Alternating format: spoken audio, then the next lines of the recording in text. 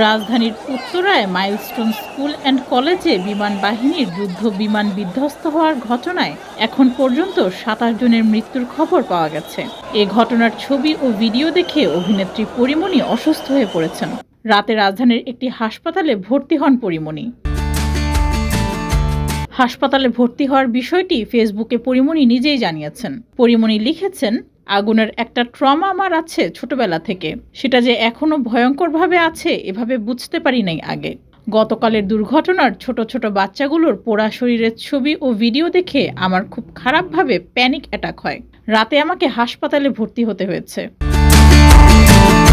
পরীমণি আরও লিখেন, বুকের ভেতর ধড়ফড় করে শুধু। আহারে, এই শোক ওই মায়েরা কিভাবে সহ্য করবে আল্লাহ। উত্তরার ঘটনা পরীমণিকে এতটাই প্রভাবিত করেছে যে শেষ পর্যন্ত তাকে হাসপাতালে ভর্তি হতে হয়েছে। এদিকে পরীমণির অসুস্থতার খবরে দুশ্চিন্তা প্রকাশ করেছেন তার ভক্তরাও। পরীমণি বর্তমানে 2 সন্তানের মা, তাই ভক্ত ও সহকর্মীরাও পরীমণির সুস্থতা কামনা করেছেন।